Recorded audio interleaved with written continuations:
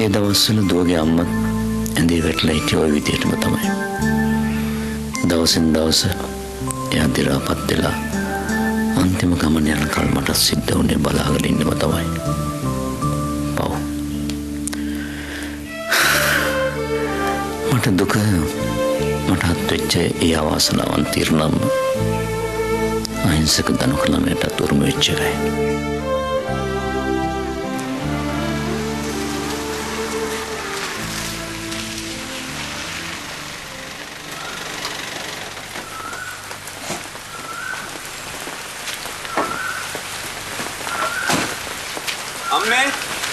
अम्मे आइए कौन आ गया अम्मा अम्मे तो ले अम्मे अम्मे आइए वेला දන්නකො කලබල වෙන්න දෙයක් නෑ. ඔය ආපු කාරණාව මම දන්නවා. කලබල නොවි කොහොමද විරාජ්? අර මාලියක් දාන්න සංසලාව ගෙනියන්න හදනවා. අනේ මයි රත්තරන් පුතේ මයි පුතා දැක්ක කාල් මන් දැනගෙන හිටිය අද පුතා ගෙදර එනවා කියලා. යම් පුතේ ගෙට. අම්මේ මට වෙලා පුතේ ඔබම තමයි මයි පුතේ. මාලියද්ද මහත්තයාට දැනුම් තේරුම් තියෙන හින්දා තමයි මේ කාරණාව මේ විදිහට ගොඩින් බේරගන්න පුළුවන් උනේ. මෙතන බේරගන්න ප්‍රශ්නයක් නෑ අම්මේ. ඇයි නැත්තේ පුතේ? ඇයි නැත්තේ? හා අපි අංගෙට එන්න. අම්මේ මට පරක්කු වෙන්න බෑ. දැනුත් සංසලා මං එනකම් මග බලාගෙන ඇති. මම යන්න ඕනේ දැන්.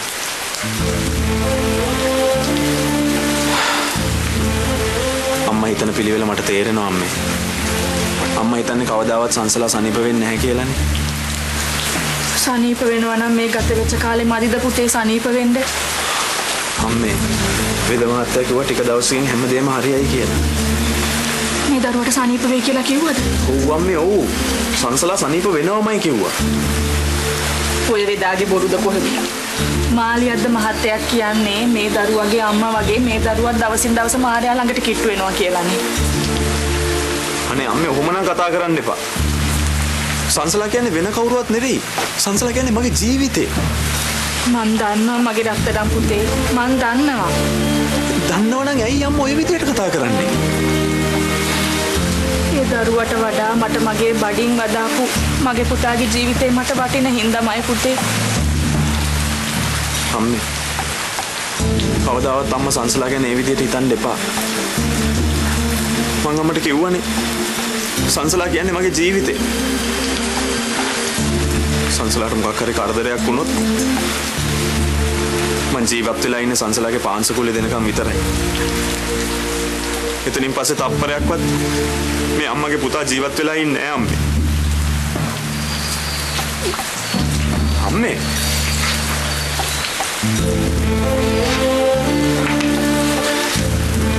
විරාජ්. අම්මා ටිකක් බලාගන්න. මම දැන් යන්න ඕනේ නැත්තම් අංකල් සංසලාව ගෙනියනවා නංගි. හරි දන්කෝ.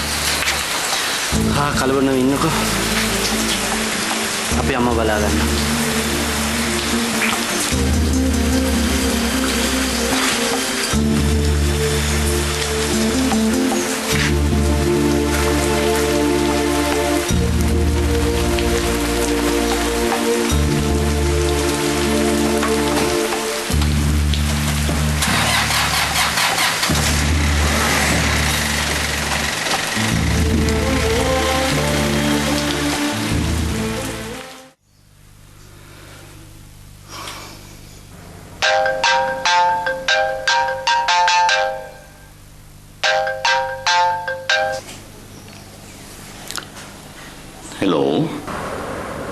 හෙලෝ අංකල් මම දනුක කොහෙද ඉන්නේ?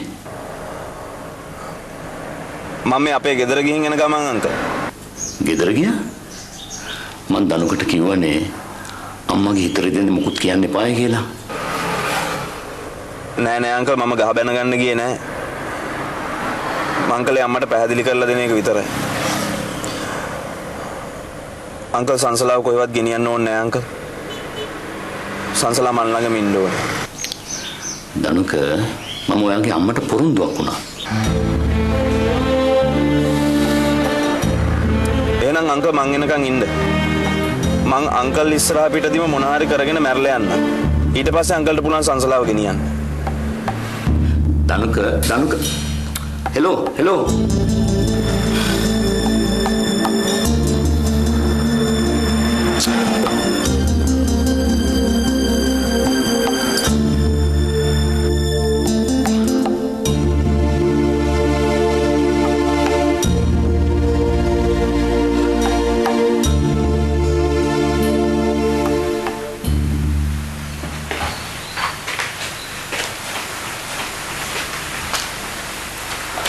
නැන්දේ විරාජ් පුතේ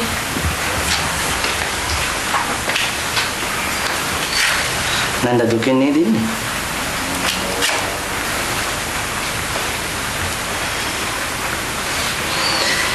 දනුක කිව්වේ වෙච්චර ගණන් ගන්න එපා නැන්දේ. ඒ ගැන නොහිතත් බෑ පුතේ. අපේ පුතා කිව්වේ ඇත්ත. දෙන්නෙක්ගේ හිත් බලහත්කාරයෙන් කඩලා බින්ද දාන්න හොඳ නැහැ. නැන්ද ඒ ටික තේරුම් ගත්ත එක නම් ලොකු දෙයක්. ඒ දවස්වල ඉඳලම අපේ පුතත් ඒ දරුවට පණ ඇරලා. ඒ දරුවත් එහෙමයි. අනිත් එක බැරි අමාරු වෙච්ච වෙලාවක දමල ගහලා යන්න නෙවෙයිනේ දෙන්නෙක් එකට එකතු වෙන්නේ. නැන්ද දනුක ඉන්නේ ටිකේ ඔය ටික කිව්වනම් දනුක කොච්චර සතුටින්ද යන්නේ.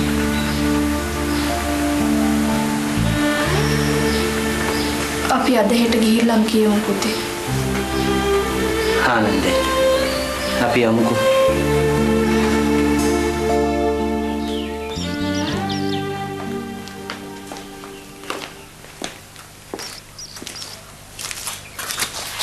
එහෙනම් සංසලා බේබි වයි දනුක මහත්තයා හොඳ බලා ගන්න ඕන. හොඳයි ලොකු මහත්තයා. මම පුළුවන් වෙලාවට ඇවිල්ලා යන්නම්කෝ. සුනිල් පුතා මම නම් ගිහලා එන්න. හොඳයි ලොකු මහත්තයා හොඳයි.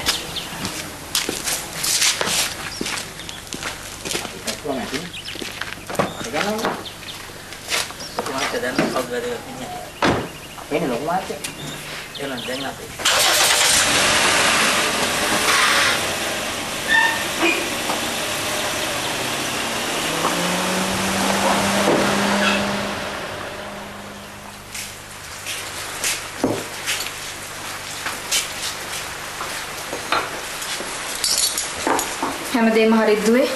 හරි අම්මේ. හරියට මයි ඔය මාසෙකින් තමයි ගෙදරට පය ගැහැව්වේ. මාසෙයි දවස් 2. එහෙනම් මං ගිහලා කතා කරන්න. පොඩකින් අම්මේ. තාම වතුර තිබෙත් නෑ, පිඟන් තිබෙත් නෑ. තා වැඩ තියෙන්නේ. ඉක්මන් කරන්න.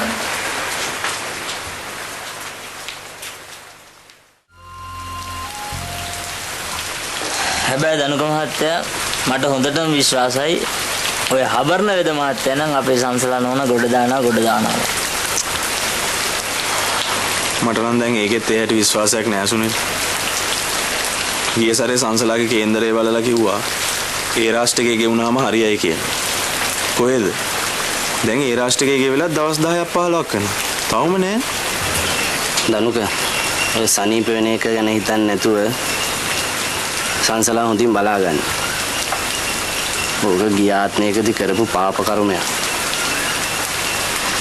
ඒක මේ ආත්මෙ ඔය විදිහට හරි ගෙවිලා නීට දෙන්න දනුක. ඒක ඇත්ත. එහෙම හිතුවාම හිත හැල්ලු කරගන්නත් ලේසි.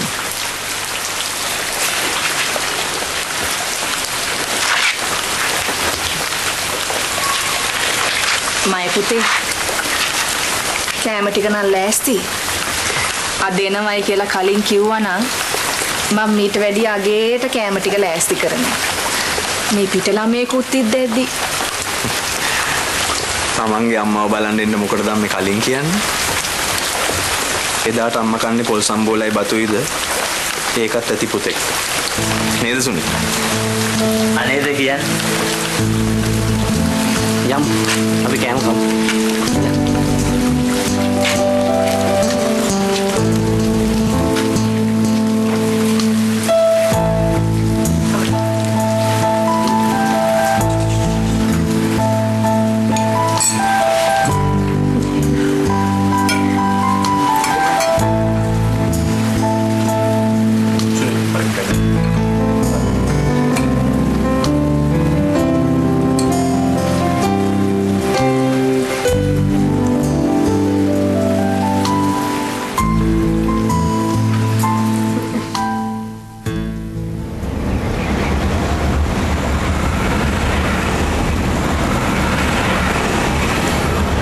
මොකෝ සුනිල්? මොකුත් නෑ දනුක මහත්තයා. තාම ඔය මහත්තයා කෑල්ල නතර කරගන්න බැරි වුණා නේ. දනුක මහත්තයා කොහොමවත් මහත්තයෙක්නේ. සුනිල් මගේ හොඳ යාළුවෙක්. සේවකයෙක් නෙවෙයි. අනික මම මේ ඉන්න තත්වෙට එන්න සුනිල් මට කොච්චර උදව් කරාද? අර අතෑරලා දාපු ඉඩමක් මල්වත්තක් කරන්න අපි දෙන්න කොච්චර කට්ටක් කෑවද සුනිල්? මතකද? ඉස්සර රොටි කාලම කටහම යන. ඔය දේවල් දනුක මහත්තයාට හොඳට මතක තියෙන හින්දා තමයි මං කට පුරා දනුක මහත්තයාට මහත්තයා කියලා කතා කරන්නේ. වෙන මිනිහෙන් නම් එහෙල නැග්ගට පස්සේ හැරමිටිය විසි කරනවා. මම එහෙම ගුණමකු මිනිහෙක් නෙමෙයි සුනිල්. මං ඒක හොඳට දන්නවා දනුක මහත්තයා. ඒකනේ මෙච්චර දෙයක් වෙලා තියෙද්දි සංසලා නෝනව ඇහැක් වගේ දනුක මහත්තයා බලාගන්න. සංසලා කියන්නේ මගේ ජීවිතේ සුනිල්.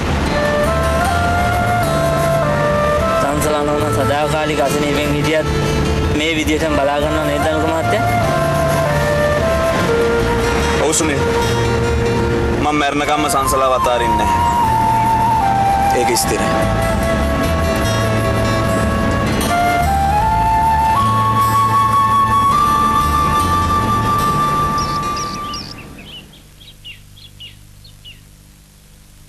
හැමදාම තත්පර මිනිත්තු වෙලා මිනිත්තු පැය වෙලා දවස් කෙවිලා යන එක විතරයි වෙන්නේ. සංසලාට තවමත් කිසිම සනීපයක් නැහැ. මොනව කරන්නද? මේ මගේ ලබා උපන් හැටි තමයි.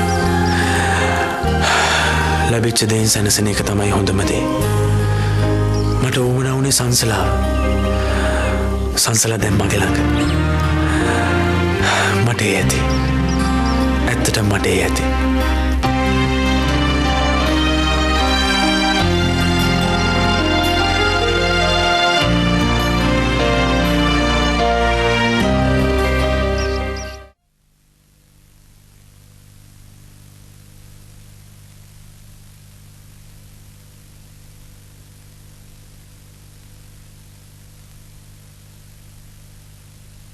මම්මී කොහෙද ඉන්නේ?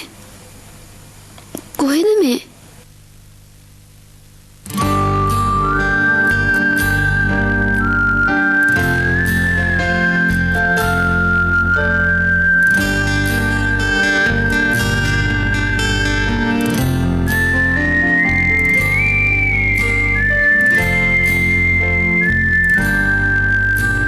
තේනේ මේනි දනුකයි මමයි නේද?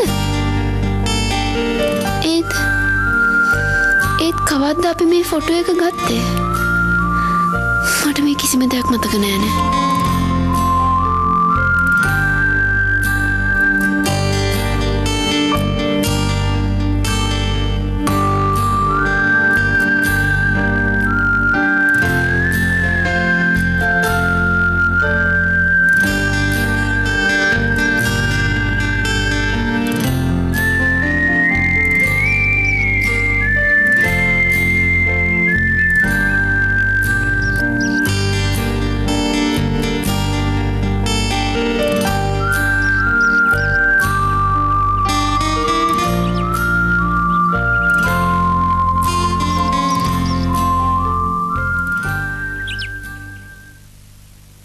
Danuka!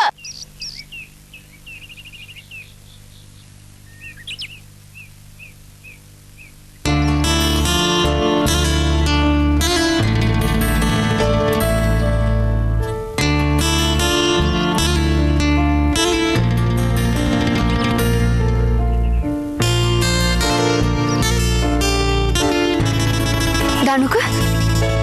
Sansala?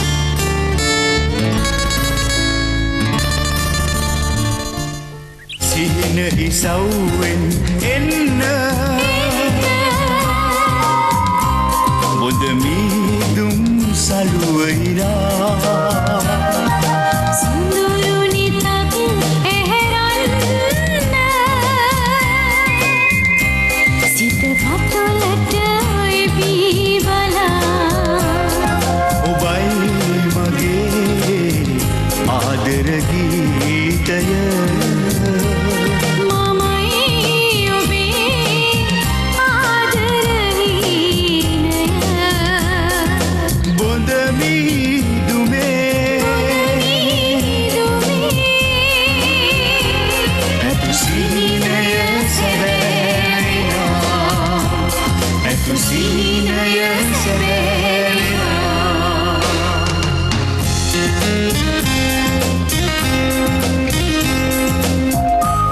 දනුක මෙරට සිටින තරුණ පරපුරට පරමාදර්ශයක් වන්නේ ඔහු තම ඒකායන අරමුණේම රැඳී නොසැලී නොපසුබට වූ උත්සාහයෙන් දිරියෙන් තම අරමුණ ජය ගැනීමට උත්සාහගත් තරුණයෙක් වූ නිසාය.